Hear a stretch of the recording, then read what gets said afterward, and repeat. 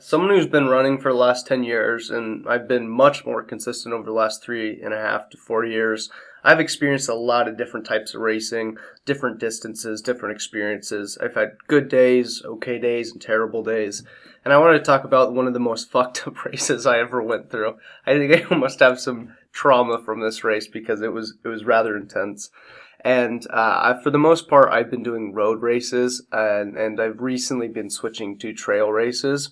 And if you don't know me, my name's Reese Jones. I'm an ultra runner. I've set course records for a couple different ultras. I've ran 10 marathons in 10 days, 550Ks in 5 days, and I'm on a mission to help people enjoy the sport of running a little bit more, staying injury free and reducing, risks or injuries, or really just getting fitter and faster, becoming stronger as a runner. So I share stories like these to try and help people learn from my experiences.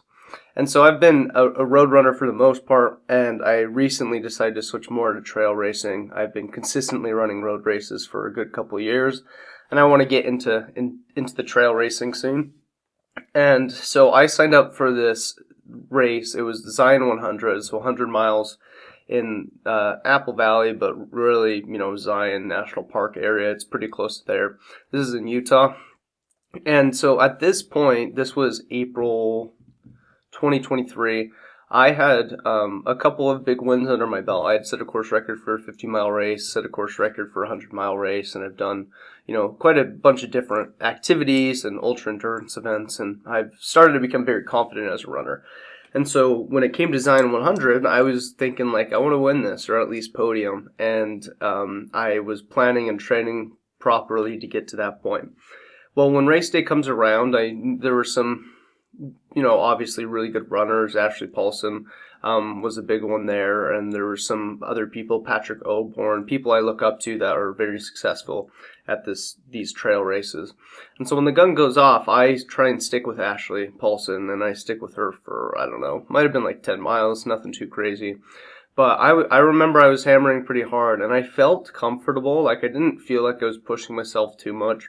But I also didn't know what it was like to hammer 8, 9-minute miles, 10-minute miles at the beginning of a 100-mile race. And there's this particular point, I think it's 20 miles in, where there's a steep downhill. And I remember hammering that pretty hard, because this is a place to make up time, which now I think is just so stupid, because it was probably gave me 20 seconds of, extra time when I'm at the beginning of a 100-mile race, so it doesn't really matter that much. But I hammer anyways, and I get to one of the first major aid stations, and I see my mom, and I'm feeling okay. I think it was 25, 26 miles in. I keep hammering. I'm probably hovering around 5th place or something. And then I get to mile 30 or 33, and I just start walking. I just feel beat up. I mean, 30 miles is quite a few miles, and especially when, I'm not used to racing really hard in a 100-miler. I don't know what my pacing looks like, and I'm really not familiar with trails and how to pace the uphills versus the downhills. I just start walking, and my legs just feel beat. And part of the problem may have been I wasn't eating enough for the effort I was putting in. But regardless, I just start walking, and I'm heavily considering dropping out of the race at this point. And I've never quit a race. I've maybe not finished within the right time zone or time frame. I don't hit the checkpoints in time. But I've never really dropped out of a race. And so it was this battle where I was thinking, well, maybe I'm way over my head. I'm not as good of a runner as I think I am. I need more practice with trails. And so I remember walking for probably 15 miles and then slowly feeling slightly better and just coming to this moment where I was just finish the race. I think the cutoff for the race was 36 hours, and I was still pretty far ahead. So I was okay, just 50 miles in. I'm about 12 hours into this. I have 24 hours to go another 50 miles, which I can definitely do. So I just started going along and hammering when I could, or really just walking and spending time with myself. I get my first pacer at mile 50, and I think I get my second pacer around mile 75 or something like that. And it was just this miserable day because I was so beat up and still had 70 miles to go. But as the race went on, I clicked off the miles. I tried to take naps, but there was this one particular part that was pretty scary for me.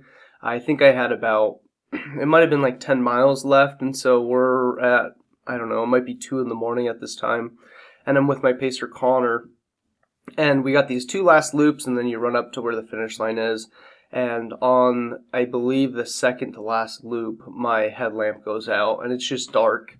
And I start wheezing because I'm not used to this altitude. I think we're at like 6,000 feet in the air or something like that.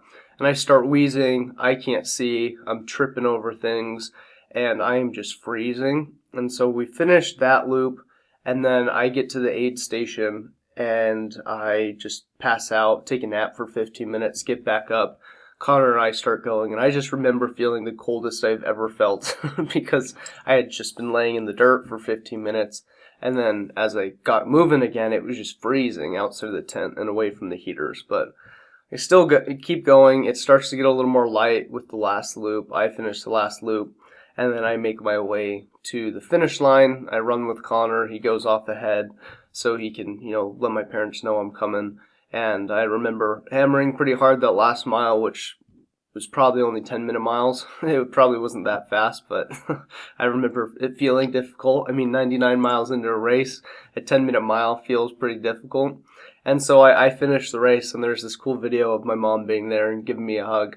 And I just look absolutely miserable because I was. I mean, it probably takes a special kind of someone to not look a little beat up after a 100-mile race. But it was pretty difficult, and yet it was completely worth it. And I can tell you the reason why. Because this was my first big transition to a trail race, I'm glad I had such a terrible experience as my first trail race, and because I've set that bar of how difficult it can be and what I can endure. And I think that's valuable as I continue to pursue a professional career in ultra running. I've experienced a pretty difficult race, and it may not be the most difficult race. It might not be the hardest time I ever have finishing, but the fact that my first trail race was that miserable and that brutal, and the fact that I came out the other side, definitely gives me some confidence in being able to at least feel like I can endure things coming up, and I can face the things that are on my path in front of me when it comes to training and racing hard. So that's my story of the most fucked up race I've ever been through. It was honestly, I'm scared of the dark slightly because I don't want my headlamp to go out again, especially when you're 80 miles into a race and can't breathe. But in all honesty, I'm very proud of that race, and it's something that I'm grateful I experienced. So if you want more tips and tricks or stories of running, as I said, my name's Reese Jones. I'd love it if you hit that subscribe button. If not, I hope you got something out of this. I know your time is valuable. So I appreciate your time, and I hope to see you on the trails sometime soon.